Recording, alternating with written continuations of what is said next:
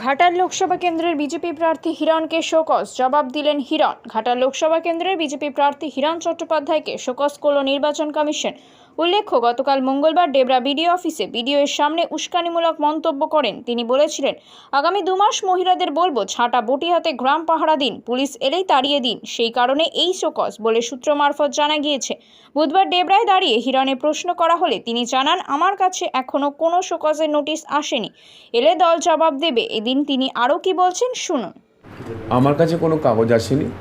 যদি আমার কাছে কোনো শোকজ নোটিশ আসে তার উত্তর আমার দল থেকে দেবে। আপনারা নির্ভয়ে থাকুন, নির্দ্বিধায় থাকুন। আমি বাংলার মা বোনের জন্য লড়াই করছি, অন্যায়ের বিরুদ্ধে লড়াই করছি। বারবাসীর আমার শহীদ ভাই শান্তনু ঘড়ুইয়ের খুনের বদলা গ্রাম বাংলার মানুষ নেবে, তার জন্য আমরা লড়াই করছি। গতকাল ট্যাবাগারিয়া ব্রিজে বাচ্চা স্কুলের ছেলেমেয়েদের কাছ থেকেও টাকা তোলে এখানকার সাংসদ।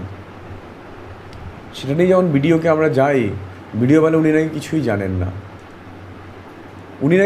জানেন না। গ্রামবাসীরা শয়ে গ্রামবাসী এসে বললো, আপনাদের মিডিয়া ছিল, আপনাদের সবার সামনে বলল যে এখান থেকে সেতু পেরোতে গেলে টাকা তোলা হয়। ভিডিও বলছেন উনি কিছু জানেন না। ওখানে অবৈধ খাদান থেকে বালি তোলে সাংসদ এবং সেখান থেকে তুলে নিয়ে যায়, সেটাও নাকি ভিডিও জানেন না। কথা প্রসঙ্গে তারপরে কথা ঘুরতে ঘুরতে ভিডিও বললেন, হ্যাঁ ওখানে 300 গাড়ি বালি আমরা আটকে রেখে দিয়েছি, যেটা অবৈধ। তাহলে এতক্ষণ বলছেন আপনি জানেন না, আবার অবৈধ 300 গাড়ি মাল আপনি আটকে রেখে দিয়েছেন, বালি আটকে রেখে দিয়েছেন, তারপরে আপনি সবই জানেন। স্বীকার করলেন, হ্যাঁ এটা জানি। প্রথমে বলছিলেন জানি না, এবং তারপরে আমাদের দাবি ছিল যে মানুষ সেতু পারাপার করবে যেন কোনো পয়সা দিতে না হয়। দীর্ঘ এত বছর ধরে সেতু পারাপারের জন্য মানুষকে যেতে আসতে 10 টাকা দিতে হয়। যদি আপনি 10 বার যান আপনাকে 100 টাকা দিতে হবে। এটা পৃথিবীর কোন জায়গার নিয়ম?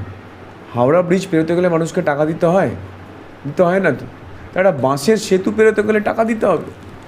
ওনাকে বলেছি যে উনি বলেছেন, কথা দিয়েছেন যে আগামী 2 দিনের মধ্যে উনি ওখানে বোর্ড বসাবেন ব্রিজে, মানে ওই সেতুর এপার আর ওপারেতে, যে এই সেতু পেরোতে গেলে কাউকে কোনো টাকা দিতে হবে না।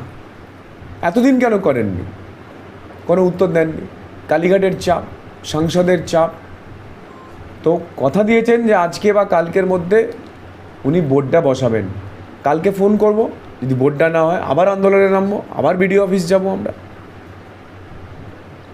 ঝাঁটা দিয়ে হলেও এইসব লোককে ঢুকতে দেবেন না, কোনো পুলিশকে ঢুকতে দেবেন না। তৃণমূলের দলদাস পুলিশ, অনেক ভালো পুলিশও আছে। তৃণমূলের দলদাস পুলিশ, তৃণমূলের দলদাস বিডিও এসডিওদেরকে ঢুকতে দেবেন না। আগামী 2 মাস গ্রামকে দিয়ে আটকে রাখুন এই অবৈধ বালি। 2 মাস জেতবার পরেতে আমরা সব বুঝে নেব কিভাবে কি করতে হয় সেটা।